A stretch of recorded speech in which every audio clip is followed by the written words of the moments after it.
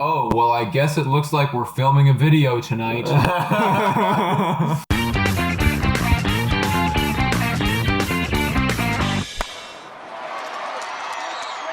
Hello, and welcome to Blue Jays Today, where we always have something to say about the Blue Jays. I'm your host, Nicholas Playlog. And I'm your host, Adam Peddle, and tonight, we just got news that we have acquired Daniel Vogelbach from the Seattle Mariners, a first baseman, DH, big guy that we have acquired.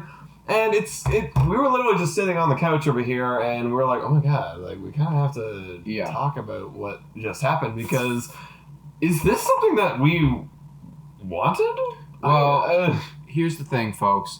This is a full reaction video. Yeah. We have done no background research on Daniel Vogelbach because we didn't think we'd have to ever do any background research on Daniel Vogelbach. No. However, we were literally sitting right there, drinking some beers, and the notification popped up on my phone. Here's the thing. I've been having fantasies. We actually had one today where we fantasized about getting a notification being like, Blue Jays have acquired starting pitcher Aaron Nola from the Philadelphia Phillies. Of course, it's a fantasy. That's something that's not. Yeah, it's not. That's not going to happen. It's not going to happen. And every time in these fantasies, I'm like, doing one of these, I know the exact reaction when Daniel Vogelbach came up. I was like, what? What? What is well, this? Dude, I think I said initially, well, I guess it looks like we're filming a video tonight. So, Daniel Vogelbach, for people who don't know, we looked up his stats. Well, let's look him up right now, because I'm actually not that familiar with this. And we were like, okay, well, maybe he had some, we heard he had a breakout year. I think it literally says. So he was, okay. I mean, not really, though. He was an all-star last year, in 2019. Maybe good first half. I'm going to be honest, this is not... Okay, so wow, all right. So in 462 at-bats, he had 73 runs... 76 RBIs and 30 home runs. So 30 home runs. Okay. I mean, that's good. I'd say in what, let's say a typical season is 550 at bats. So obviously you got injured for a bit. You're probably looking at what, closer to high 80 player there. Okay. I can see the potential. He batted. Okay, wow. I'm gonna look up his contract right now. So to go along with that, he had 149 strikeouts last year. Okay. So more strikeouts. That's what we need. Of more strikeouts. Ks, and he also had a batting average of 208. Yeah, 208. 208 as an all-star. Daniel Vogelbach had a bat. Oh, you know what, though? Actually, so clearly he can take a walk because he had an on-base percentage of 341. Okay. So he can work the count. Okay. But his but he strikes out way too much. I think what's throwing me off most, he's got big home run pop. But what's kind of throwing me off right now? I'm going to pause you just right there. I definitely want to hear what you have to say, but I don't know if he has major home run pop. No, not major. You say he has home run pop. That's what he is. That's all he's got. But what's throwing me off is I was expecting the Blue Jays to make a trade for a starting pitcher, or even secondary to that, a good defensive outfielder that has a veteran presence, And we got Daniel Vogelbach, who is gonna be in that first base DH spot where you already have Rowdy Tellez, Vladimir Guerrero Jr., and you have Travis Shaw. And it's just like, okay. Yeah, like, why do we need Daniel Vogelbach right now? Why do we need Daniel Vogelbach? Why do we need another guy who strikes out a lot and who has a really poor batting average, which literally feed into the problems that we had going into this year? And, like, we haven't even talked about what he's been doing this year. So in this year, in 18 games played, so we started 18 games right now, this man is not doing very well. He's batting below 100 right now. He's literally batting .094. Like, this guy's hitting like lower than 10% of the time. That really is not good. And I'm looking at his contract right now. And what's his contract? So right now he's $500,000. Just a little bit more than $500,000 just for 2020. Mm-hmm. But then we have for the next 4 years, 2021, 22, 23, 24, he's on arbitration. So all depends on what he does. And so far, what he's doing is kind of gonna be trash. Cheap. He's going to be super cheap. So, okay, so let's try to find a positive in this situation. So, okay, we don't sign Shaw back. Now we have Daniel Vogelbach splitting time with Vladdy and Rowdy. But okay, so now you got to make a choice. We can't have 3 first base DHs. No. You know? Well, is Daniel Vogelbach going to be a bench guy? Like, what do you think he's going to be? Like, what is the lineup now? Knowing Charlie Montoya, he's going to bat him third. He's literally going to put this guy in third. He's going to be hitting, like 50. Yeah. And he's going to put him third. But, like, where? Okay, I'm trying to find, like, why. Okay, so Ross Atkins, are you trying to trade Rowdy Tellez right now? Like, what is. You're basically saying one person's about to lose their job. And you're basically saying. Well, is that what he's saying, though? Or are we looking for bench depth? In the first base DH spot? Like. Not really. I don't know why we need depth at this position. Like, it's very clear that we need depth at outfield. And starting pitching. Like, we're literally gonna film a video tomorrow talking about the stuff that we need, and it's definitely not first base, and it's definitely not DH. Yeah, it's literally Vogelbach is actually everything that we don't need. Yeah. Vogelbach is a high strikeout, inconsistent, and I do not want to sound rude right now, but out of shape baseball player. Yeah. Which is a lot of the problems that the Toronto Blue Jays have right now. Yeah. You know? Yeah. I'm actually just reading a live Instagram where people are replying. What did this person say?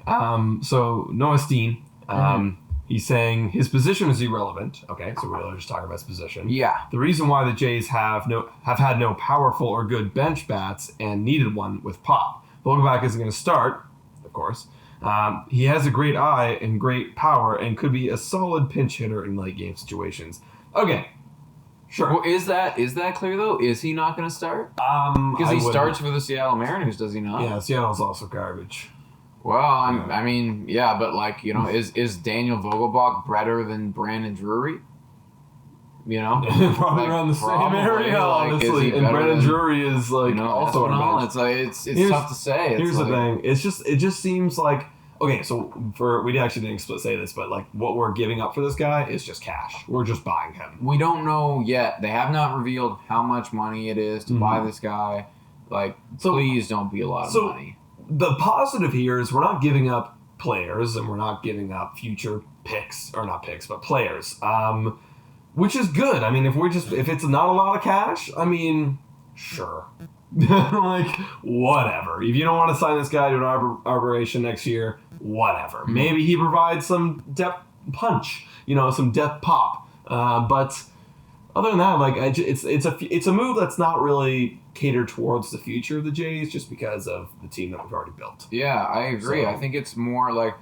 Realistically, it doesn't look like we lost anything or gave anything up, depending on how much money we spent, but it's more of just why were we even inquiring about this guy? Why did we call up the Seattle Mariners specifically and be like, hey, you know who we're looking at? Daniel Vogelbach, the guy who's batting sub 100 right now. You know what it could be, because I was going to say, painting the picture. What if they're calling anyone, guys, can you get this man off of our hands? We'll just take cash. We don't care. That's true. Maybe the Mariners are trying to sell this guy right now. Because they're like, we don't want to sign these guys to him to an arbitration deal next year. Let's just like get cash. We'll probably make money by selling him. Because instead of spending money to keep him, they're just gonna make money. I mean, that honestly, I could totally, like, I believe that a little bit more than us like actually calling up and trying to get it. Just like positionally, it doesn't make sense. Yeah, it doesn't make sense. Fine, you can have someone on the bench. But we've been talking a lot about, and this is literally what happened today, is we had a situation where we had the bases were loaded. We're up against the Tampa Bay Rays. Yeah. We had one out. We needed to score at least one run in this situation. And we entered into the bottom of our lineup. And as we know, the bottom of our lineup is extremely inconsistent. Oh, yeah, very bad. And what happened? They had a shallow pop-up that wasn't able to become a sac fly, and then it was a ground out, I believe. And that ended up with no run. So we need someone who's going to be clutch, and a guy who's hitting 208, I don't know if that's the guy that I want pinch hitting. Maybe they were like, they watched the game and like, we need someone who can get a sac fly. Maybe it's Daniel Vogelbach. Maybe he's the guy who can drive the ball deep and get us those sac flies. Yeah. We need a guy who can drive the ball deep. So, all right, sure. Yeah. Maybe it's Daniel Vogelbach. And you know what? His on-base percentage is good. Yeah, I mean, I guess clearly he does take walks, which is never a bad thing. I will always say it's, take a walk. Whenever you want to take a walk, I don't care. That is totally cool. It's just one of those things where I think it's like, why? It's just, I think the only reason is maybe, to sum it up, like, hopefully got him pretty cheap. And we do need guys to be able to pinch hit that can come up clutch, because the only pinch hitter guy that we've been using is Rowdy Tellez. Who's not bad. He's I would say he's a similar player type profile to Daniel Vogelbach. Well, the thing is, though, is like he's been better than Vogelbach. Yeah, in his career. In his career, yeah. And this average. season. Yeah, and this season. Yeah. So, actually, yeah, like, because I was looking at, so Daniel Vogelbach's career, so he actually has a negative WAR on his career. What's Rowdy? And his batting average over his career is 196. So yeah, that's pretty bad. Like, I'm looking up Rowdy Tellez right now, and his his career WAR is 0.2, but this year it's negative 0.1.